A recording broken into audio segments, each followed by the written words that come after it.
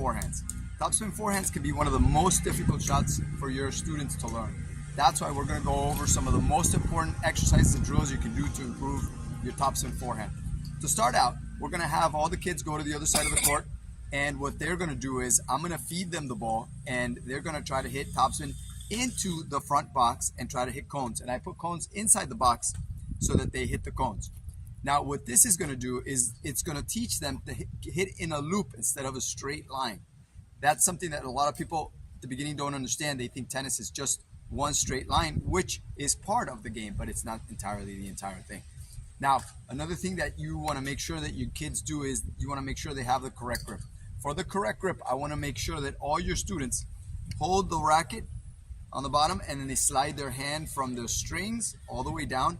That way they have a semi-Western or a Western grip. When they have that semi-Western or Western grip for both of them, or for all your students, you want to make sure that when they hit the ball, they create a circular motion so they can come under and over the ball when they make contact with the ball. A brushing motion is ideal, so you want to cut the ball. It's like as if you were combing the ball, giving it a nice haircut. Now, for this drill, I want to make sure that both kids are standing behind the service line, which is the mid-court line. By doing that, it gives them enough room to be able to swing and get it into the box and still do a complete swing. If they're standing too close to the net, they would simply be blocking the ball over the net, and that's counterproductive because then they're not doing a full swing, and the idea is for them to learn to swing around and over the ball and then finishing their follow through.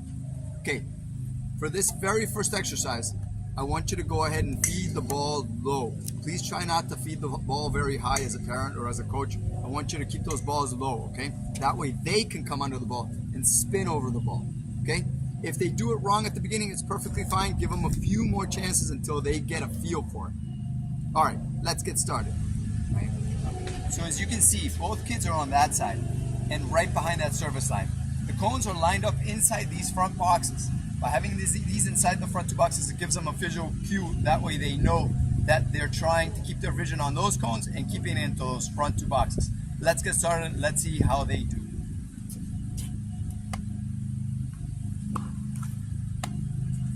Take your time. Keep your feet on the ground.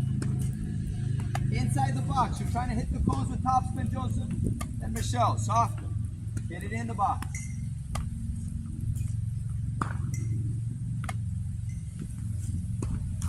A little more topspin and a little bit softer into the box. Good job. More topspin. Less hard, Joseph, more topspin. Good job, Michelle. That was in the box.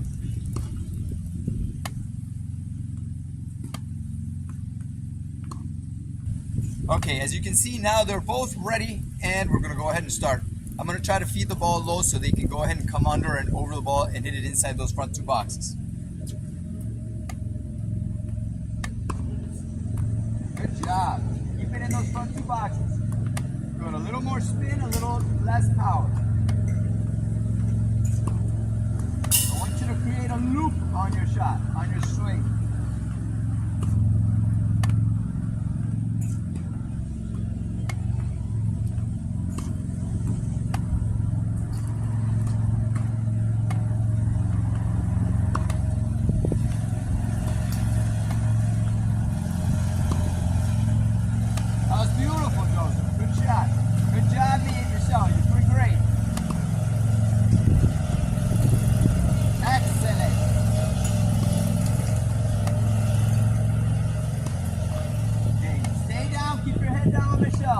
Joseph, more loop and more topspin. As you can see, when they create more of a loop on their swing, it creates a loop on their ball as well. So whatever they're doing with their racket and their hand when they make contact with the ball, it causes the same effect on the tennis ball. And that's what we want. We want to get that loop on the ball so the ball drops and dips into the court. If you're hitting balls close to the line and always hitting it at the baseline, chances are your opponents will probably call some of those balls in or out. So to be able to prevent that, I want the kids to focus on hitting it inside the box and then let the spin reach the back of the court. So the ball spins, bounces, and takes off. Okay, switch sides. Michelle on that side, Joseph on that side. You want to keep it dynamic, so we're switching sides. So that way they stay interested in the class. Here we go. job. Again. Have your racket ready. Here we go. Racket ready, Joseph and Michelle. Good. Keep moving those feet. I want to see some footwork as you're waiting. While you're waiting, I want a little more footwork. Good job. If the ball comes high, just back up. If it lands short, step into the ball. Good job. Nice topspin.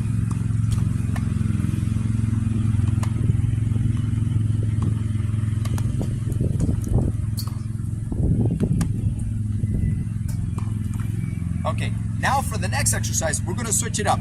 Now I'm going to feed from in front of the net, and they're going to go to the baseline, and they're going to try to hit topspin over my head. So their goal is to get enough spin on the ball so that it goes over my head and still drops into the court. They don't have to hit the cones anymore. I'm going to be in front of the cones, feeding in the front. What this is going to do, it's going to allow them to hit with a little bit higher arc, which is easier, and they can make many mistakes. It's perfectly fine to make mistakes if you're doing it that way. And the next thing is that it's going to allow them also to create an arc on the ball, which is what we want. So the ball can grab some spin and then take off and bounce inside that court. Now, for this exercise, you want to make sure your students come under the ball a little bit more to go a little bit higher. This is how it's done. Let's take a look.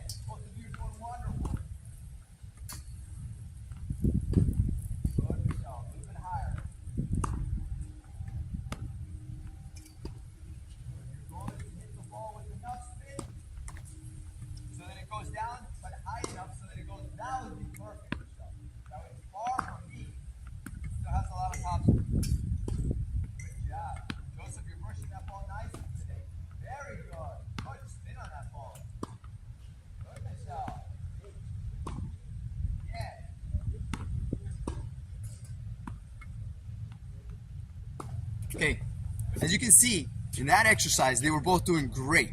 They were hitting with topspin and they were hitting it over my head, which is the goal. Now for this next exercise, our third exercise, to be able to improve topspin forehand for your kids, I want Michelle and Joseph to stand inside the box, and I'm gonna feed the ball nice and low. Because the ball is gonna be low, they're forced to brush on the ball, or else all the balls will go to the net, and that's the key. This is a more advanced technique, but this is what your kids have to learn to do. They have to be able to hit from the short court, the mid court, and the back court. This will allow them to improve no matter where they are on the court, okay? Let's get started.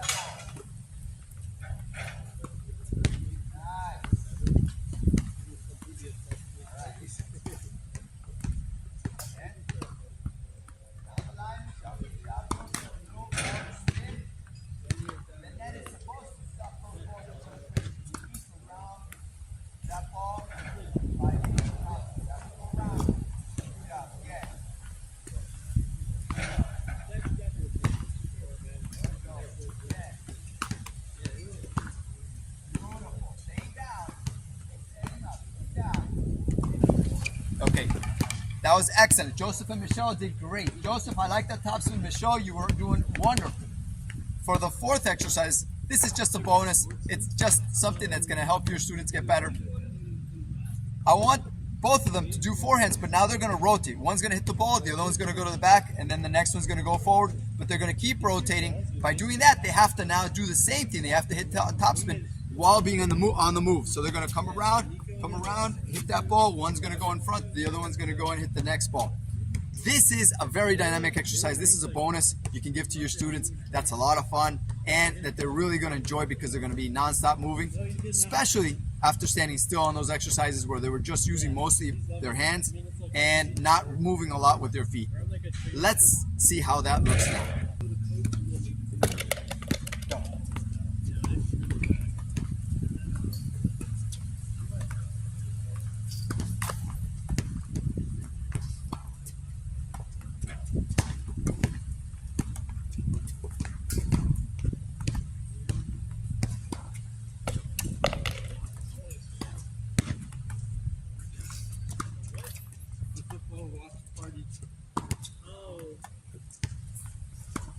Excellent. Use that topspin.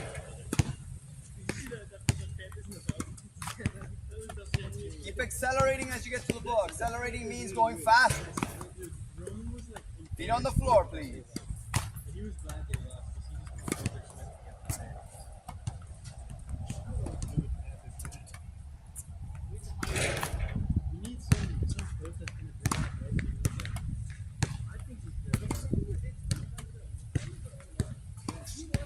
Good job, Michelle.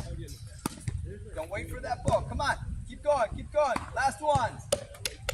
Good job, Joseph. One more topspin.